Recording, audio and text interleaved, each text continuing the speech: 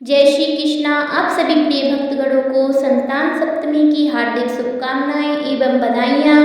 चलिए आज सुनते हैं संतान सप्तमी व्रत कथा।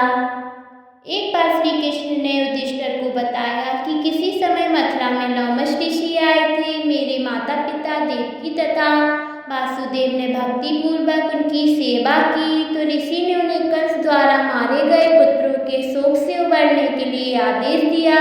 हे देवकी, कंस तुम्हारे कई पुत्रों को पैदा होते ही मारकर तुम्हें पुत्र शोक कर दिया है। इस दुख से मुक्त होने के लिए तुम संतान सप्तमी का व्रत करो। राजा नहुष की रानी चंद्रमुखी ने भी इस व्रत को किया था, तब उनके भी पुत्र नहीं मरे। यह व्रत तुम्हें भी पुत्र शोक से मुक्त करेगा। देवकी ने पूछा, हे देव, मुझे व्रत का पूरा विधि विधान बताने की कृपा करें ताकि मैं विधि पूर्वक व्रत संपन्न कर सकूं। लोमश ऋषि ने उन्हें व्रत का पूजन विधि विधान बताकर व्रत की कथा भी बतलाई। नहुष अयोध्यापुरी का प्रतापी राजा था। उसकी पत्नी का नाम चंद्रमुखी था। उसके राज्य में ही विष्णु दत्त नामक एक ब्राह्मण रहता था। उसकी पत्नी का नाम रूपवती था। रानी चंद्रमुखी तथा रूपवती में परस्पर घनिष्ठ प्रेम था। एक दिन वे दोनों सरयू में स्नान करने गई। वहां अन्य स्त्रियां भी स्नान कर रही थी। उन स्त्रियों ने वही पार्वती शिव की प्रतिमा बनाकर विधि पूर्वक उनका पूजन किया। तब रानी चंद्रमुखी तथा स्वरूपवती ने उन स्त्रियों से पूजन का नाम पूछा, विधि पूछी। उन स्त्रियों ने से एक ने बताया, हमने पार्वती से शिव की पूजा की है। भगवान शिव का डोरा बांधकर हमने संकल्प लिया है, जब तक हम जीवित रहेंगे तब तक यह व्रत करेंगे। यह महामुक्त भरण व्रत सुख तथा संतान को देने वाला है। उस व्रत की बात सुनकर उन दोनों सखियों ने भी जीवन पर्यंत इस व्रत को करने का संकल्प करके शिव जी का नाम का डोरा बांध लिया, किंतु घर पहुंचने पर वे संकल्प को भूल गईं। अतः मृत्यु के पश्चात रानी बानरी तथा ब्राह्मणी मुर्गी की योनि में पैदा हुई।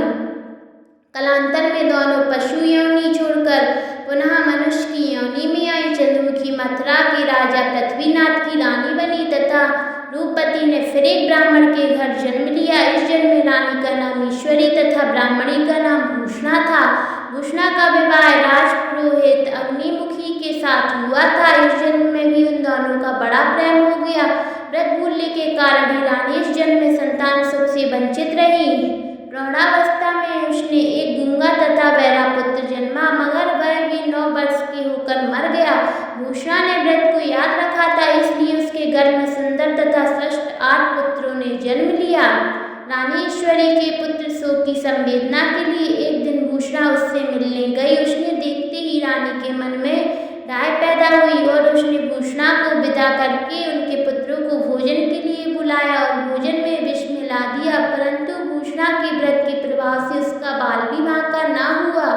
इससे रानी को भी और अधिक क्रोध आया। उसने अपने नौकरों को आज्ञा दी कि भूषणा के पुत्रों को पूजा के बहाने यमुना के किनारे ले जाकर गहरे जल में ढकेल दिया जाए, किंतु भगवान शिव और माता पार्वती की कृपा से इस बार भी भूषणा के बालक व्रत के प्रभाव से बच गए। परिणाम माता ने जलदादू को बुलाकर आज्ञा दी कि ब्राह्मणों बालक को वध स्थल पर ले जाकर मार डालो, किंतु जल्लादू द्वारा बेहद प्रयास करने पर भी बालक न मार सके। यह समाचार सुनकर रानी को आश्चर्य हुआ। उसने भूषणा को बुलाकर सारी बात बताई, फिर क्षमा याचना करके उससे पूछा कि किस कारण तुम्हारे बच्चे नहीं मर पाए। भूषणा बोली, क्या आपको पूर्व जन्म की बात स्मरण नहीं है? रानी ने आश्चर्य से कहा, नहीं, मुझे तो कुछ याद नहीं है। तब उसने कहा, सुनो, पूर्व जन्म में तुम राजा नहुष की रानी थी और मैं तुम्हारी सखी। हम दोनों ने एक बार भगवान शिव का डोरा बांधकर संकल्प किया था कि जीवन पर्यंत संतान सप्तमी का व्रत करेंगे, किंतु दुर्भाग्य के कारण हम भूल गए और व्रत की अवहेलना होने के कारण विभिन्न योनि में जन्म लेते हुए फिर मनुष्य का जन्म प्राप्त हुआ है। अब मुझे इस व्रत का याद आई थी, इसलिए मैंने इस व्रत को किया। उसी के प्रभाव से आप मेरे पुत्रों को चाहकर भी नहीं मरवा सकी। यह सब सुनकर रानी ईश्वरी ने विधि पूर्वक संतान सुख देने वाला यह मनोकामना मुक्त भरण व्रत किया। तब व्रत के प्रभाव से रानी पुनः गर्भवती हुई और सुंदर एक बालक को जन्म दिया। उसी समय से पुत्र प्राप्ति और संतान की रक्षा के लिए वह प्रचलित हो गया है।